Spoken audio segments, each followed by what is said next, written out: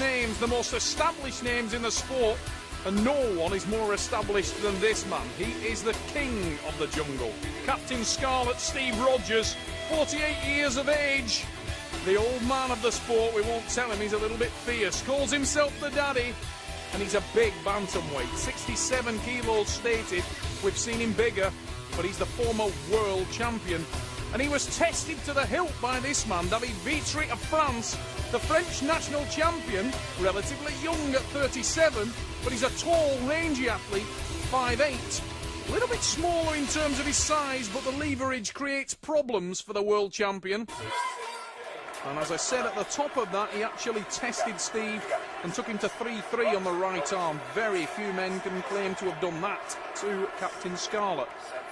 Rogers in the red shirt, VITRY in black, and the Frenchman came into this match supremely confident, talking to him before the show. He was very much looking forward to this. Felt like his left arm was really firing at the moment. And Steve Rogers will want to get the power down. If it comes down to power, Steve Rogers is in a different league.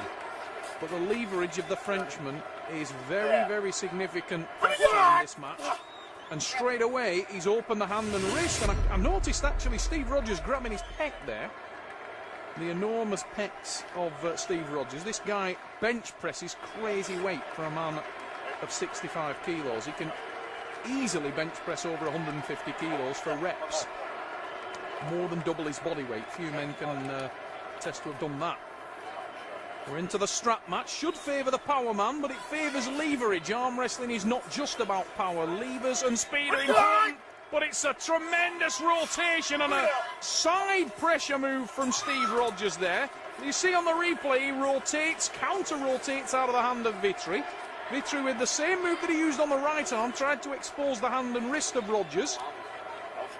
Didn't manage it. Rogers, who's got a very powerful hand and wrist, regardless of the fact that the leverage isn't there for him in this match.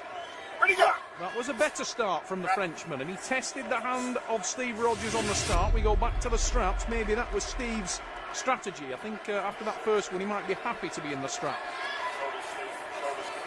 Rogers in the red shirt.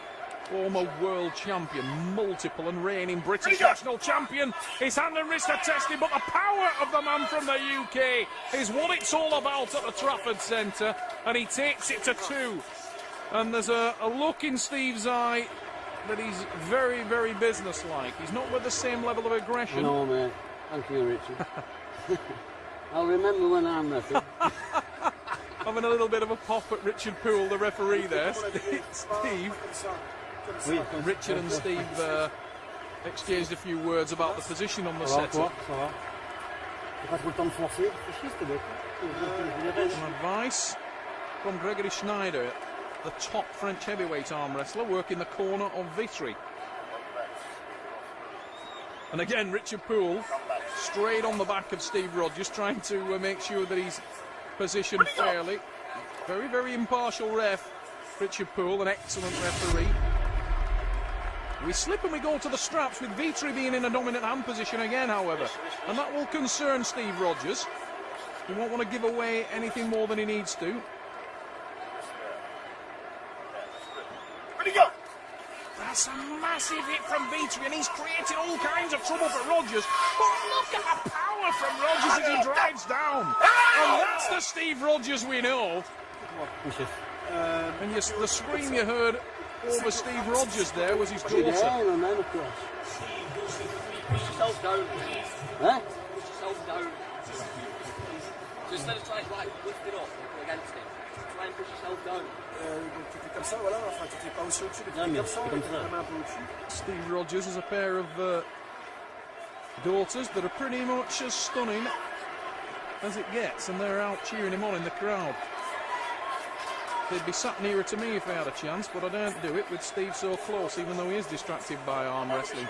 Back at the table, he's got his hands full, even though he is in front in this match, where Steve likes to be. But he was very much tested there. Oh, he sacrificed his hand here, though. And VITRY with a win, and the Frenchman is on the board. Now, I hope Steve Rogers has not taken his eye off the ball and relaxed, because Steve's been guilty of that in the past. Oh, he missed that one completely, and VITRY makes it count. Steve tried to get the tricep involved, and that's hurt Steve Rogers, because from here I can see he's actually rubbing his elbow. We may get a shot of that, but yeah, he's actually damaged the arm in some way there, but Steve in a lot of discomfort. Barry Knowles working his corner, and Steve just was saying quietly to Barry there, that hurt.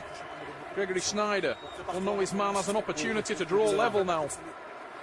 Has Rogers done a lot of damage there? Because if he has, this man from France will do the double in terms of taking him to the draw. Rogers looks a little revved there, but you can see he's struggling with the power, and it's a renewed look of confidence on the face of David VITRY. Rogers is in trouble.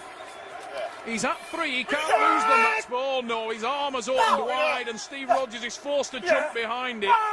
3-3 for the second time at Trafford Centre. Rogers tested to the max.